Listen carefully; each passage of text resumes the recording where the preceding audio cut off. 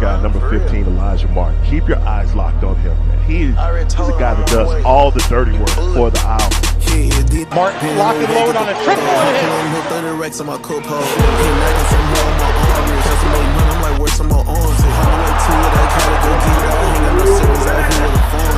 Oh my, what top shot there from Alijah Martin, the sophomore. I was broke, but I ain't cool. I'm back to that. Hey, so I'm around with this car. What a slam there by Alijah as the crowd erupts behind it. Incredible finish there by Alijah Martin. What's going on, everybody, and welcome back to a special edition of the Power Hour. And I'm pleased to be joined by none other than my man Alijah Martin of the Florida Atlantic Owls. What's going on, Alijah? How you doing, bro? What's going on, man? Not much, just chilling. For sure, man, for sure. Yes, sir. Appreciate you joining me, man. Appreciate you joining me. Just start out by introducing yourself to everybody out there who may not know who you are, bro. If you don't know me, I'm Alijah Martin, guard for FAU. For sure, man. So kind of talk about your journey to FAU, man. Kind of talk about, how'd you end up going to FAU? So it was a funny story, right? So my senior year, I'm down to 4 schools to where I want to go to. About 3 of them 4 schools didn't really have an offer for me. So, all right, coach. That's Coach May down there. So, 3 of them 4 schools didn't really have an offer for me. So it was Southern Miss, Tulane, McNeese, and FAU. I had just dropped the list, right? And I knew who I was going to sign to because I only had one offer. So I just dropped the list to create some buzz and some attention and stuff like that. So day before I signed, Coach May hit me. TA hit me. Then Coach May hit me and was like, "We got a scholarship open for you, and we just want you to hear us out and just take a look at campus through FaceTime because I didn't get to go on a visit because it was COVID and half the world was just shut down. So I ended up pulling out of going to McNeese and just trusting my gut and going with FAU. Even though I ain't never touched campus, I just believed in the system, the coaching staff, and just the future. You know what I'm saying? And what God got planned for me. So I ended up signing, and my game didn't really translate my first year. So I was kind of on the bench and didn't know how to play basketball for real.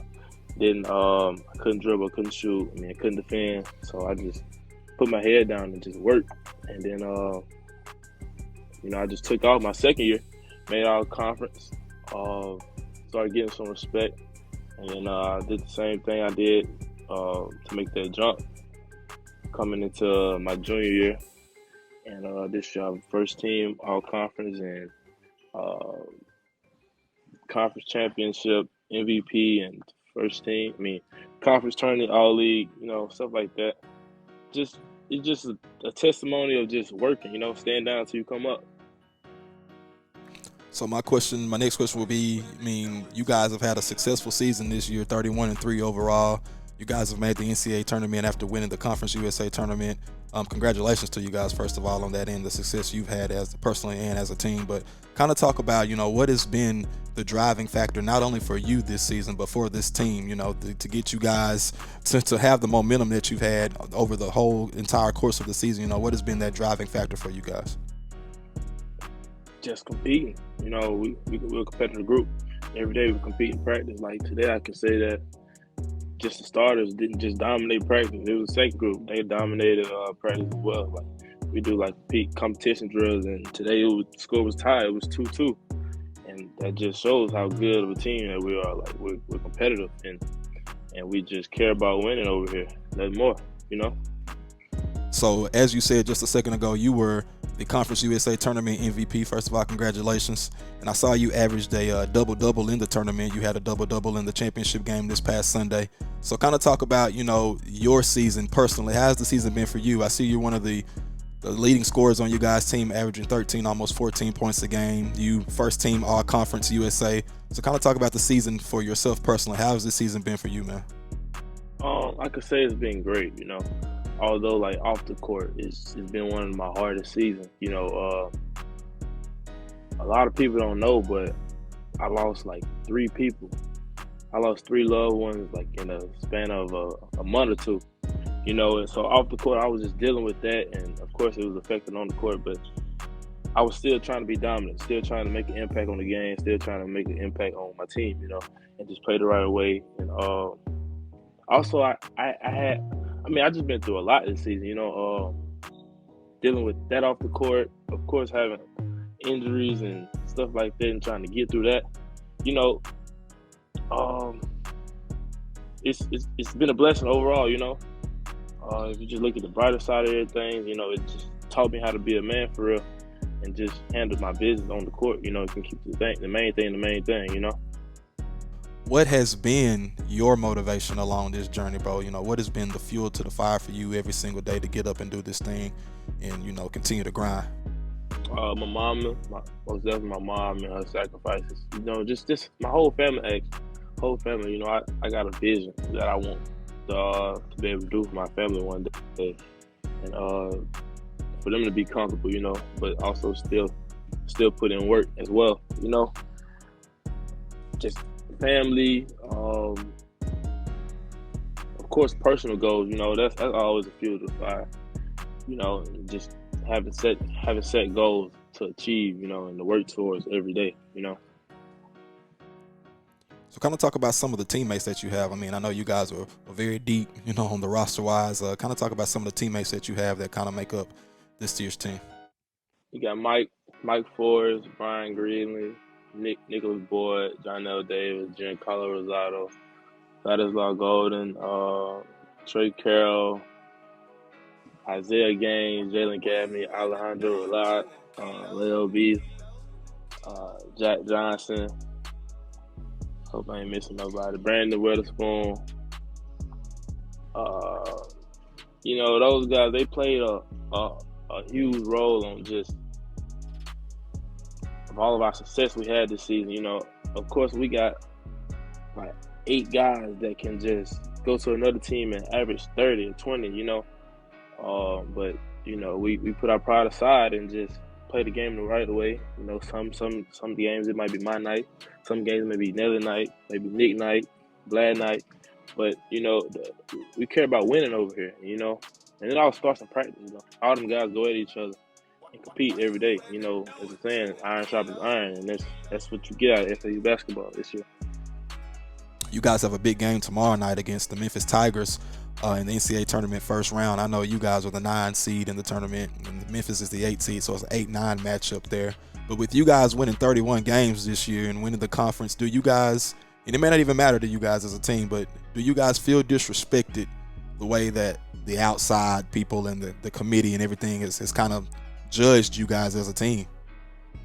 I mean, yeah, we feel disrespected because they disrespecting 31 wins. Like, 31 wins is 31 wins. You know, that's a whole lot of wins for college basketball, period. And we only had like 3 losses, you know, and it wasn't bad losses. It was good losses. We lost to Ole Miss, UAB, and Middle Tennessee, you know, all good teams. So, I mean, yeah, of course, I mean, we feel like they disrespected, you know, our record, our conference championship that we won. There's 2.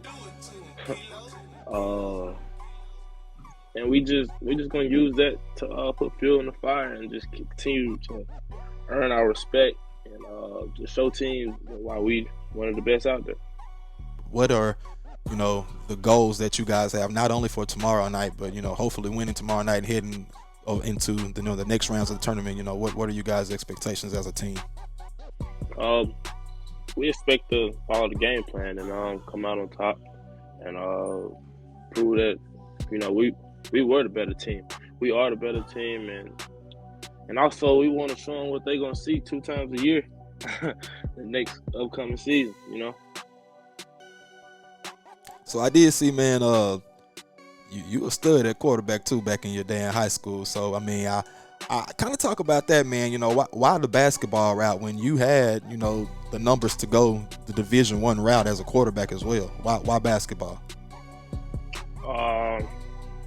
Basketball, I had a different love for it than football. You know, football came more natural to me, but I actually worked really hard at basketball and I always tried to become a better basketball player.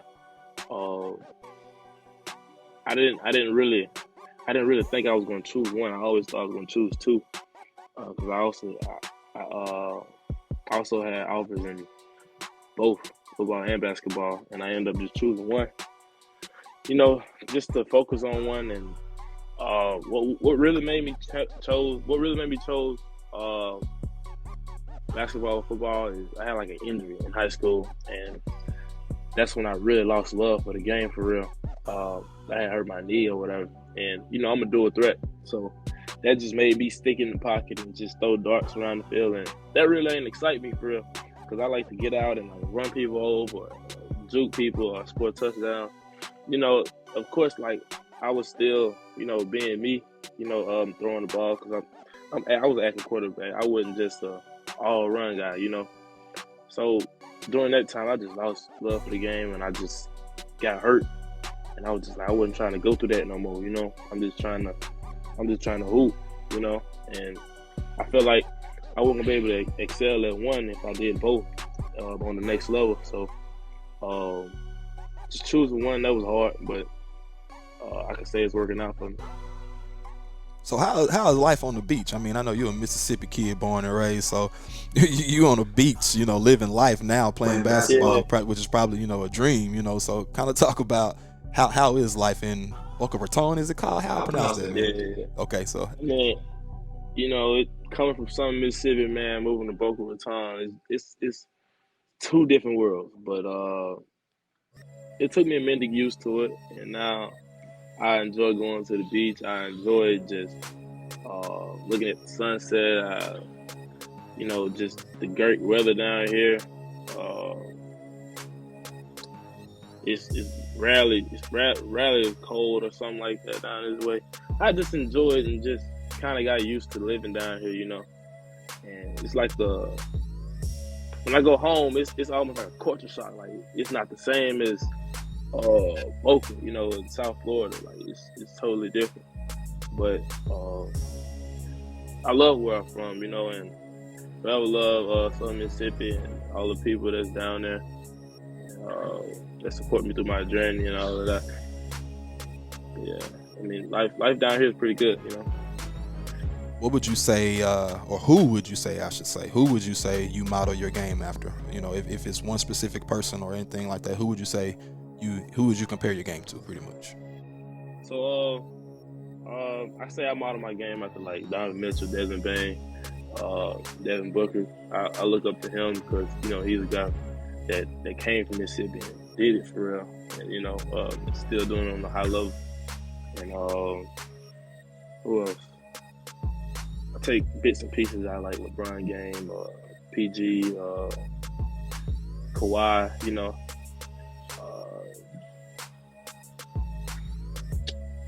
Dang man, I can't really think about all the like players that I really like study on top of my head right now. Oh, Damian Lillard. Yeah, I take a lot out of his game. So yeah, I mean, those are guys that I kind of like just look up to and just study their game and try to implement in mine. So with that being said, man, I see you are a deadly 3-point shooter, and you be catching bodies like crazy out here, man. You just jumping over people, dunking all on boys like that, man. So kind of talk about, you know, what is the most exciting part of your game, you know, out of all the things that you do, because you're a great defender as well. So what would you say is the best part of your game? I could say that my impact, you know, things I do throughout a game that does not show up on the stat sheet, like making an early cut in transition, open up driving space and starting the driving kick, you know, just things that does not show up on the stat sheet. You know, shooting and dunking, you know, that's cool, but it's highlight plays. But what really excites me is the plays that don't show up on the stat sheet, like extra passes and like kill cuts and, you know, stuff like that. All the dirty work, pretty much, huh? Yeah, exactly. So my final question for you would be kind of talk about what are some of the goals that you have for yourself personally, man, whether it be on the court as a basketball player or off the court. What are some of the goals that you want to achieve throughout your journey out of this whole deal of playing basketball?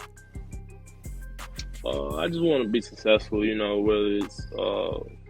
whether the next stage for me is overseas or NBA. You know, I just want to be successful in that and just be happy with myself in life,